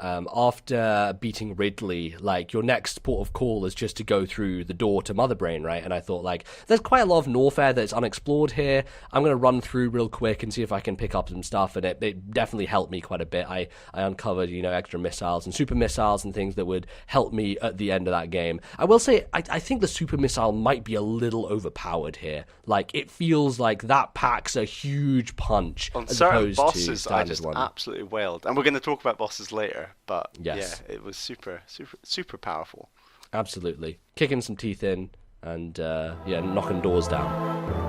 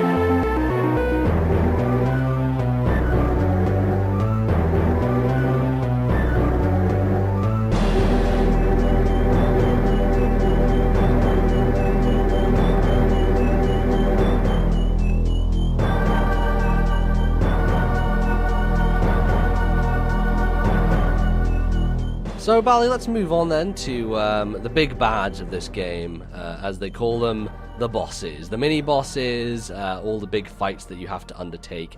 How did you feel about the stuff that this game presented you with? Because I think it's definitely the least number of like significant big obstacles that you have to get past in this game compared to the other titles. Yeah, I think there's definitely a lack of bosses that feels more similar to Super Metroid, obviously, but they feel more. They do feel like Super Metroid. They do feel quite epic once you get to them. I think the bosses in this game are pretty easy, and like they are a fucking cakewalk. Yeah. So I walk into the room with Ridley, and I remember the trials and tribulations I had in Super Metroid fighting him, and how tough he was. And I walk in, and I just fucking pummel his face with missiles, and before I know it, he's dead. And I was like, really? Really? Like, I was floored by how easily I just came in and just absolutely fried him. Like, he was not a trouble at all. Kraid, I think, took a bit more time because Kraid has animation cycles that you have to get through, and you have to, like, there's this micromanagement which goes on with Kraid where he's throwing a lot of stuff at you which you simultaneously need to get out of the way of, and then also position yourself to missile his face to open the mouth, and then to get it into the mouth after that, all while keeping all this other stuff kind of under management. So I think, in that sense, like, it made you work for it a bit more. But when you think about it, like, there's kind of endless health and missile respawns because he's sending all this shit at you, so it's never actually that tough. And Ridley, like, before you go into the fight, it gives you a free energy tank, doesn't it? At least I remember is what happens. Is you go into that room. Yes, it's really weird. It's like the only time I can remember that in any Metroid game I've played, and I think I posted this on Miiverse, but yeah, you get the energy tank before, and I think I was up to maybe 4 by that point. Yeah, no, it was definitely curious. It kind of was like, this thing is easy, but let's make it even easier for you. And I don't know, I don't know how to feel about it. But I think it's interesting because that Ridley isn't actually the final Ridley of the game. Like, because you have the Mecha Ridley fight at the very end, which in itself isn't actually that tough. Like, I don't know, it felt weird. I found it tougher, but I had fewer energy tanks than you. I also had fewer super missiles than you. Yeah. And I think Mecha Ridley, similar to Kraid, is a process of learning the animations and trying to work around that. So yeah, I think Mecha Ridley was the toughest for me, but still nowhere near like some of the levels of Fusion and Super Metroid, where some of those bosses are so tough. Yeah, no, absolutely. It really did feel like you didn't have to worry about that stuff being an obstacle. And in a way, like, it made the game feel much quicker and smoother and easier to jump from thing to thing when you don't have this instance of, like, you know, there have been times like when I was playing Castlevania Circle of the Moon and I got stuck on that fucking massive goat head boss that was just insatiable. Like, it was super fucking hard, so I put that game down for like a week and didn't come back to it until later. Like, that's the sort of stuff that can get you hung up in games like this, and I think I actually do appreciate the fact that it makes it frictionless, that you don't have to worry about that stuff as much. And you know, the fact that those super missiles are just so crazy overpowered, like each hit on Mecha Ridley, like, it seemed like his color changed every time I hit a super missile, which, like, the color change thing is supposed to indicate like you're getting closer and closer to finishing them off, right? And if one super missile is doing that much damage, it's kind of crazy. I'm interested into, like, if the hard mode of this game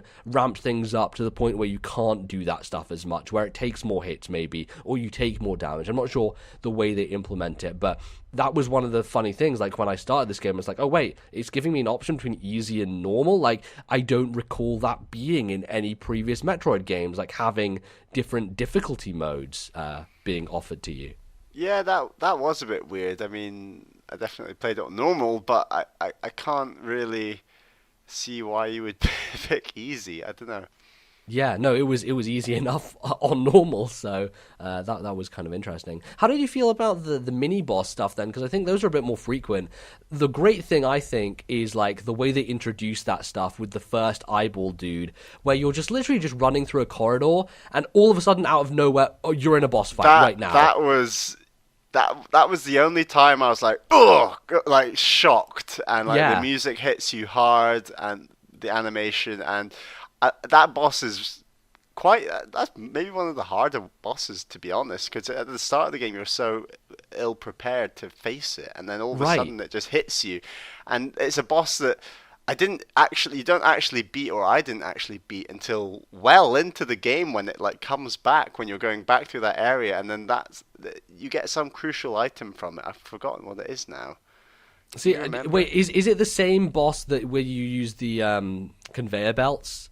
Is that the same one, or is that a different worm? Because I don't know if they're the same or if they're different. See, I think I thought that was the same worm. Okay, I don't know if they're different or if they're the same, but yeah, you kind of like fight a worm thing twice. Yeah. I definitely think the first one has more impact. The second one, like, is very predictable and easy to avoid, and not very difficult at all. Again, like, kind of sticking with this theme of just like not giving much of a challenge to you. It just kind of goes along those lines. After that first worm, which is the first sort of mini boss of the game, whatever you want to call it, I was thinking, God, these bosses in this game are going to be so tough. Like, I was like, oh God, these are going to be like absolute Metroid Fusion level. And there were loads of bosses I struggled with quite a lot with Fusion. So I was like, Yeah. oh, God, but it turned out it was pretty simple. What do you think of the boss design? I mean, Kraid and Ridley and Mother Brain for that matter, and Mecha Ridley, they're all in other games. Like, Yeah. did you like their design this time round? No, I think that's probably the weakest element, unfortunately. Like, I don't think they're smart at all. Ridley is just a rerun of Super Metroid, which, again, I don't think it's... Ridley is probably the least interesting boss from a design standpoint, I think, in every Metroid game, maybe barring the Prime series, but, like, the fact that he's just flying about and you just pummel missiles into his face, it's, it's whatever. There's no real, like, trick to it. It's just survive longer than he does, essentially. Yeah. And then you get to Kraid, and Kraid is basically the same as he was in Super Metroid. Mother Brain is the rerun of the original Metroid Mother Brain boss. It's all just cribbing from stuff that already exists, which is why I think the mini-boss is actually kind of interesting, because they use those new elements, like the conveyor belt stuff. It was... kind of, those were more surprising to me, but still nothing that like stood out, I didn't think. Yeah, I agree. Bosses aren't an amazing element of this game, and if you want epic fights with these characters, Kraid, Ridley, and Mother Brain, Super Metroid just beats it hands down. I think both in like the way that those bosses are portrayed and how difficult they are, and the timing that they come in the game. Yeah, honestly, the thing that was the toughest in this game was probably the lead up to Mother Brain, where the real boss is, which is the fucking Metroids. Like, that whole gauntlet of the Metroids, where you have to freeze them, then just pummel them with missiles and hope they don't unfreeze, freeze them again, make sure they stand in place, and there's like 5 of them around you at the same time, and it's just like this micromanagement of hell, of just fuck, my health is going down, these Metroids are grabbing me, I bombed it, but it still caught me in midair again, I can't get out. Like, it is just a fucking nightmare to deal with those things. And I actually thought Mother Brain was probably the toughest boss overall, like, because there are all these rogue elements that you have to keep managing, and you fall into the lava, which by that point you don't have the gravity suit, so it's much slower and more sluggish to get out of it. Like, that whole gauntlet was really, it felt to me like kind of a difficulty spike, actually, because everything else up to then had really just not troubled me in any way, and all of a sudden it's like, shit, you need to be like focused here and paying attention, because those Metroids will rip you to shreds. And that bit of the game is very much a gauntlet, like you said. It's completely linear, just a corridor that wraps its way around until you get to Mother Brain, and it's literally just, right, here's 1 Metroid, now here's 2 Metroids, now here's 3, and it just piles them in tougher and tougher. And like you said, that the definition of gauntlet, like that room that Mother Brain is in, which is like Super Metroid, obviously, but it's tough, like just stuff flying at you. And maybe this is a silly gripe to have, because it's obviously a remake of Metroid and not Super Metroid, is that like once you defeat Mother Brain, there's not that, Tyrannosaurus Rex version of Mother Brain, Oh, it's yes. It's just the Mother Brain in the casket in the glass test. It has to be. It has to be. So I guess it does, but yeah. I mean, I think like that section in particular was a godsend for save states. Just like, I wasn't abusing them during fights or anything. It's just before you enter the final Mother Brain gauntlet, you have an area where you can kind of grind for health and grind for missiles. I think like it was well handled in this game that before every boss fight you have like a green pipe or a red pipe that spits out enemies that allows you to kind of grind your health back. And these were used in Super Metroid. They weren't in Fusion because of the recharge rooms and stuff, but I really appreciate having those there. And allowing you to make sure you have what you need going into the fight and not needing to search around for a Chozo statue to heal yourself and then trying to get back without taking enough damage. And it actually was a smart design choice to implement those, those monster spawn pipes, Yeah. No, those are very Super Metroid. I think overall, like with this boss stuff, it's definitely the most underwhelming aspect of Zero Mission. But to some degree, like, I kind of appreciate that they are, as I said before, frictionless and just allow you to enjoy what I think this game excels at, which is like that moment to moment, that exploration and just running through and finding stuff, which is really, that's what Metroid is all about.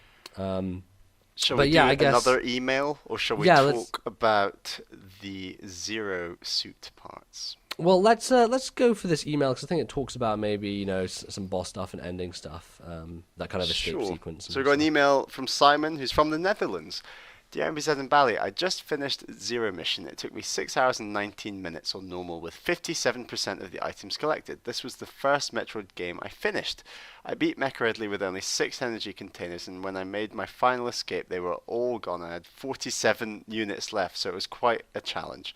I had 25 left, so there you go. Yeah. 25. I failed that bit a couple of times actually. I had Oh to wow, reset, wow. yeah.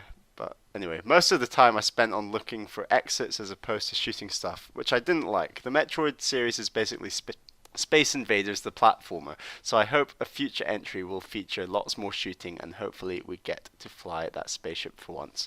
Love the show, Simon. That's the thing I've never thought about before. Is like I actually like at the end of Zero Mission when you're escaping in that ship. I was like, are we gonna control the ship for a second? I was like, is that gonna happen? Because it kind of looks like it for a little bit, and then I was like, oh man, that would be really cool, wouldn't it? Like being able to control Samus's ship in certain segments. Like I think Yeah. that could be crazy town and really awesome. I mean, the end game ship is the space pirate ship. It's not. Yes, Samus's it's ship, not hers. but Yeah, no, that's true. just gotta get the lore right, MBZ. Gotta get the Obviously, yes. No, I know. I appreciate that. But yeah, no. How did you feel about like the escape sequences? Maybe because there are a couple of them. It's a tradition that's kind of harked back throughout the I series. thought that the one after Mother Brain is simple enough, but I've struggled a bit with the other one. Like those. I think it's especially because they put those black space That's pirates it. at the end. It literally without those black space pirates, it'd be fine and it'd be nice and better design. But they're also just in such a little narrow area. It's like Yeah, they're you're very, so cramped up. once you're down there and you're fighting them and they take a lot of shots and it's just like, why did you put these in this area at the end of the game? Like just put some regular space pirates to blast through there. I thought that was a really poor decision. And also, yes, I was using save states to restart the timed bit, but if you're playing this game without save states, you go back to before Mecha Ridley. And Yeah. like that's a lot of game to get through. Just all I don't because think you it's die. that bad, honestly. Especially because Mecha Ridley isn't really a tough boss. But I appreciate, yes, Well, I do I would- think that it's one of the things that people get maybe hung up on is like the fact that you beat the final boss and then they ask you to do another thing. Like the end of Fusion is even worse because you beat the final boss and then you fight another boss. Like you fight True. the Omega Metroid at the end. Although they come and give you your health all the way back again. So True, and I would say like you should maybe try fighting Mecha Ridley with 6 energy tanks and then doing that bit. And it's hard. It is hard. yeah. No, I appreciate that. I was more well equipped, I think, to survive the end segment. So The Zero make Suit sense. segment. yeah, Let's tackle let's it. talk about this because I think this is a really fascinating part of this game that they added on a whole new area that wasn't part of the original. What would you rate it out of 10? I don't do numbers, Bally. I'll just put this out there. I didn't really like it very much.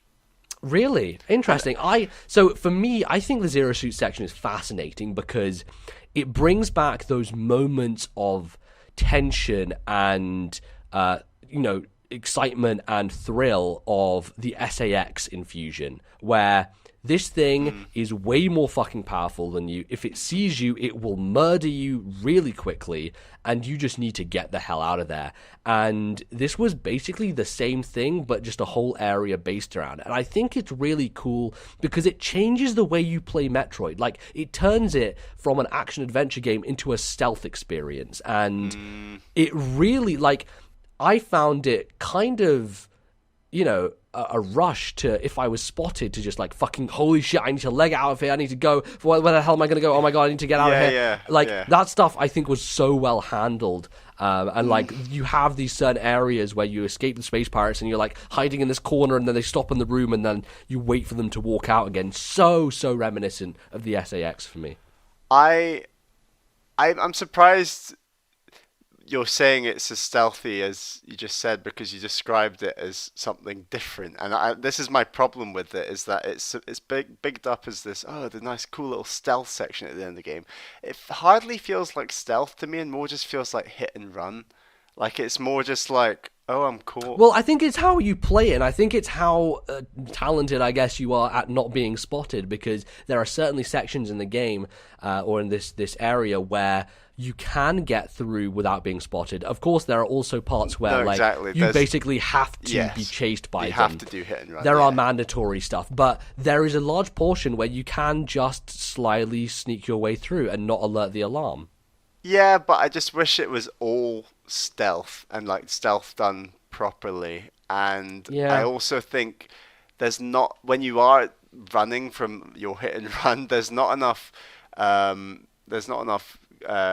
hidden areas to avert their gaze. And I think the game is better as a result of it. I just think the area could have been designed a little bit better. I think Yeah. it's weird, it's different, it's unusual. It's cool seeing like loads of space pirates, like, because you see so few throughout the game, and then all of a sudden it's like, wow, bam. But and I love the juxtaposition between being so weak and stealth running through all this bit, and then all of a sudden you get your suit back and just annihilate. Like, that is super satisfying. And It's great. And you know that was almost like the reason why they put in the zero suit bit, is because they wanted to have that, that injection of power that gets you to the end of the game. And like that's always a great feeling in Metroid, when on those escape sequences, as well as like other parts where you're just like, boom, I'm powerful, let's go, let's do this. I think this is kind of a thing that Nintendo used throughout their games, like lots of times where they will depower you for certain segments and make you play the game differently. Skyward Sword comes to mind, the segment where you lose all your items in the Elden Volcano and you have to kind of like slowly walk around. Forsaken Fortress. Yes, absolutely. Like, there are lots of, like, Zelda definitely cribs from this style. I think this is one of the best implementations of it, personally. I don't think that the stealth stuff in Zelda is particularly well handled. I think it's fine. I think Forsaken Fortress is better than this stuff. I'll be honest. Well, that's because you're just... let's also remind people that you're a Wind Waker fanboy, so let's not take everything. I don't know. I'm sure people who have played both games might share my opinion, but yeah. do let us know. But Sure. I don't know. It's weird. It's a weird. I don't. It's quite hard to describe how I feel about that bit of the game. I think the whole aesthetic of the Chozo area that you access through that, and there's also like an extra sort of mini boss, which is a really weird one. It's like a Chozo ghost almost, but you're right, like it's Samus yourself. like running herself, and you have to wait till it flashes and then like shoot that bit. Like, really that was actually pretty tough. Like, I was almost died tough, on it. Yeah, no, that I agree. I think like the whole kind of pseudo-Egyptian nature of all these like etchings and carvings in the wall, and then you have like those interstitials of like a young Samus like holding the hand of a Chozo and like black and white, and like really her memories. cool. Like, it's smart storytelling in that it's not using words, but you still understand that like this is a place that she has come from, and this is where you know she is kind of trained early on and everything. And I like that. I think that it's well handled. And that was one of my favorite bits of Prime, is the amount of Chozo stuff in that game. And I just love how much Chozo stuff they put in this game, because it is the backstory of Samus, and it's really interesting, and it's something that's not in Fusion and Super Metroid. No. So it's cool. I like it. I thought they did that part well. Yeah, no, they augment it totally, and as we said before, like it feels great when you have that full powered up suit with all your abilities now unlocked, and it gives context to the fact that you were collecting all these Chozo artifacts which were unknown beforehand, and now you've come to kind of the center of where the Chozo are located, and it all gets like, because they know what their shit is, they sort it all out for you. So like that stuff ties in from a story perspective, which I think is very smart and works in its favor. So I think it's kind of interesting, though, the fact that they leave so many of these abilities until this portion of the game, because I think most players will think, well, I can't go back to the other areas now, can I? Because like that stuff was all destroyed, right? In fact, like post game, you actually can. There are ways to return to all the other areas, like secret hidden paths, which open up. And I actually did a bit of that. Oh, really? Yeah. So I played like an hour and a half today, just going back and trying to get some upgrades and stuff, and seeing how it all worked. And yeah, I appreciated that they let you do that, because I think that's one of my favorite parts of the Metroid series, is jumping back into your save file and trying to go and get all that stuff that you missed. And the fact that the power bombs you don't get until that area, and you don't have the space jump and all that stuff, it means that if you go back to the original map, then there are still loads of areas that you can still access then. So it's great that they let you do that, and would have been weird if they hadn't, because it's kind of like a key way of people playing that game. So, how about our final email? Sure, let's take this. And of course, it is from John from the Nintendo Show. We always like mentioning John, so definitely check out the Nintendo Show. Absolutely. It's a great podcast on iTunes, so highly recommend that.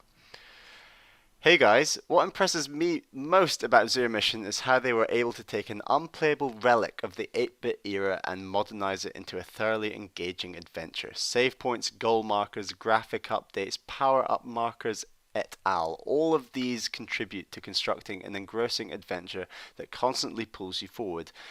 Just as impressive is the way the world is constructed. Whenever you get a power-up, it is immediately necessary to exploring the immediate area. And power-ups are not limited to suit upgrades. In some areas, you are switching on features of the environment rather than getting a new gun. They even combine powers and upgrades in intertwining ways. The morph ball and conveyors come to mind. The game does have a drawback or two. At times they fall into the old 8-bit trap of world exploration, specifically having to shoot non-suspicious walls and the always annoying non-acidic false water. These sorts of obtuse obstacles stick out like a sore thumb in an otherwise beautifully modernized game. That is all. John in Orlando. Well, yeah, I think he summarized it very nicely, and brought up a lot of points that we kind of agreed with there. Like, yeah, there are those moments of like trying to shoot a thing and invisible water and everything. And I like that. I like it.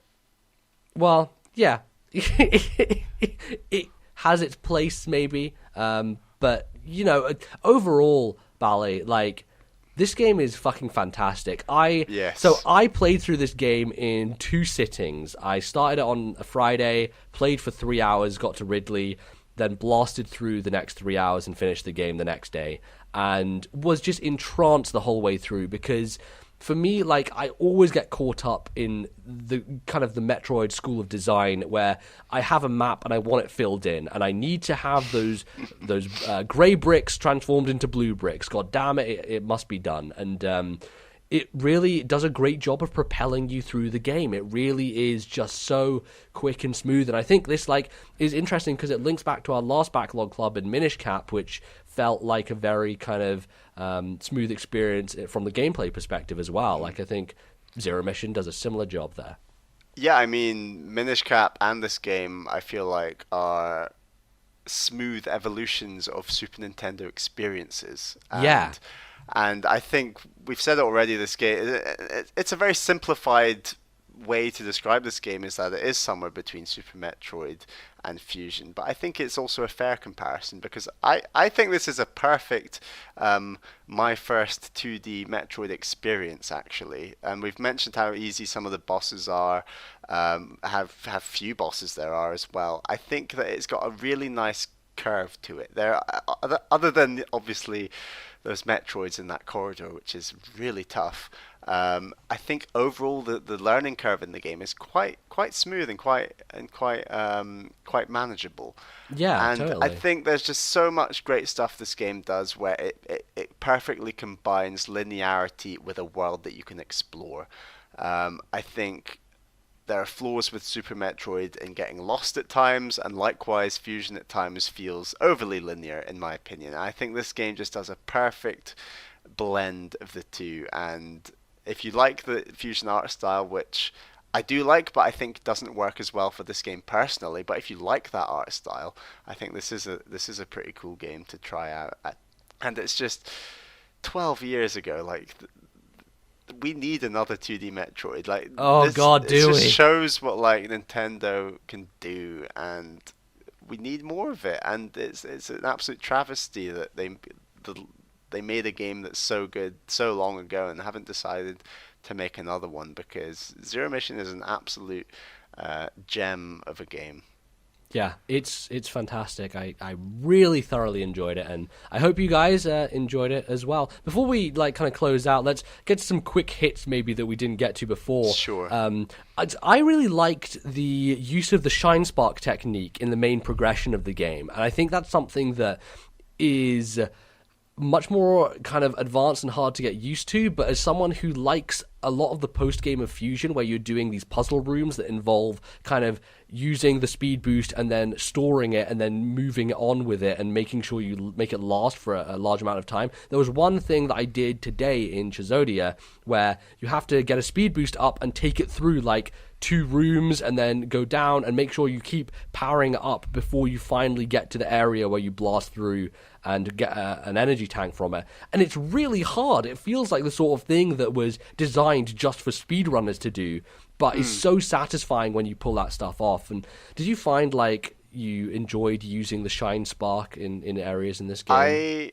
I didn't use the Shine Spark once. All I used was the speed boost, I'm afraid. I'm really Really? bad at Shine Sparking. Yeah, I can't even remember how to do it. Just You basically sitting here hold right you now. hold down while you're speed boosting, and it kind of stores it, and then you can jump in any direction, and Samus will like shoot in that direction. Okay.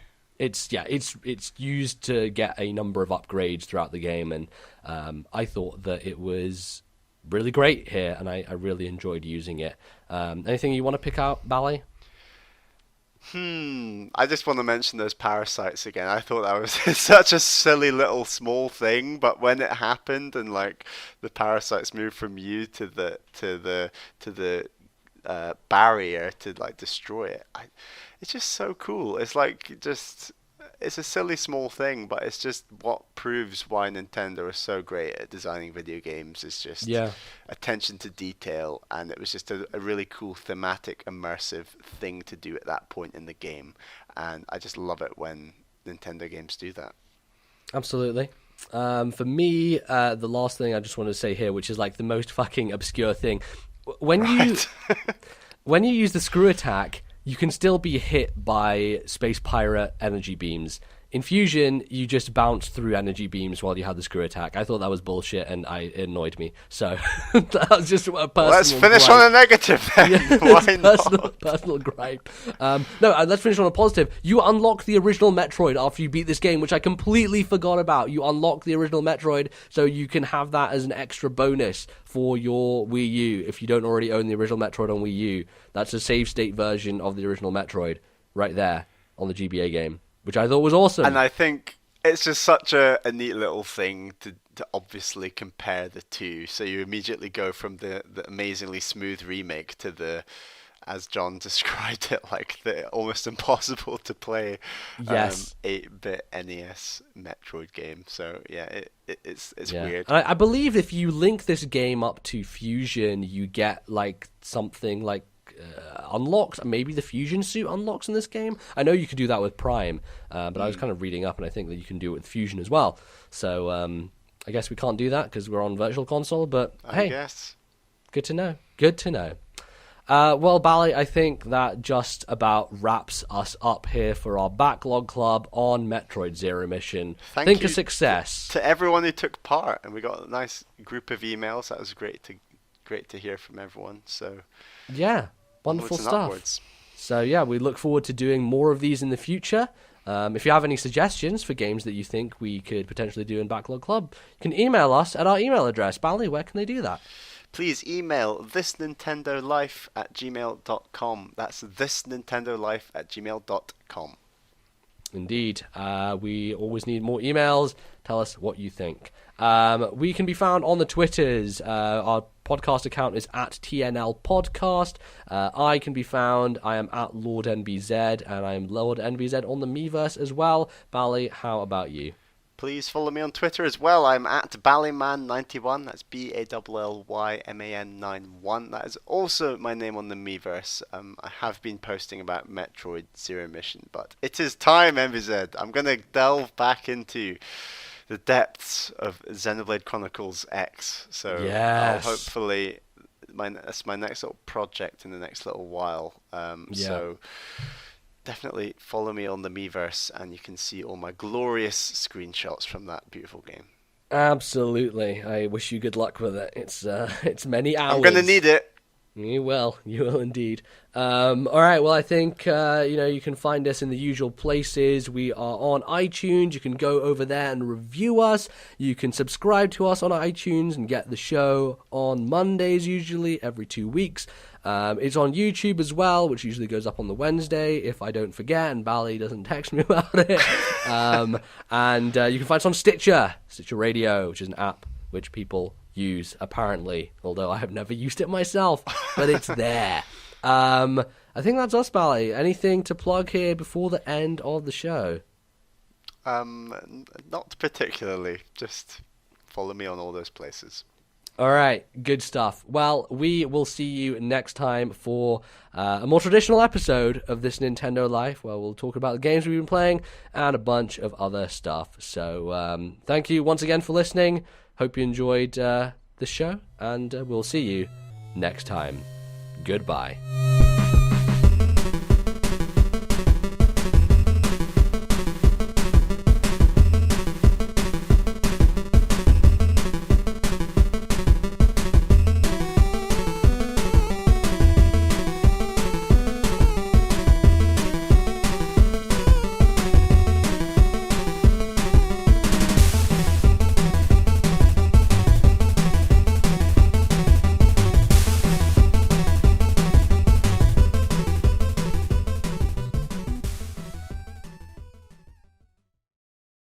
Well, you might as well clog up the most important hole. To open the mouth and then to get it into the mouth after that. There's a bird outside the window looking at me. It's like what is it? He's like, thinking, what the fuck on, is this mate? guy doing? Oh, God.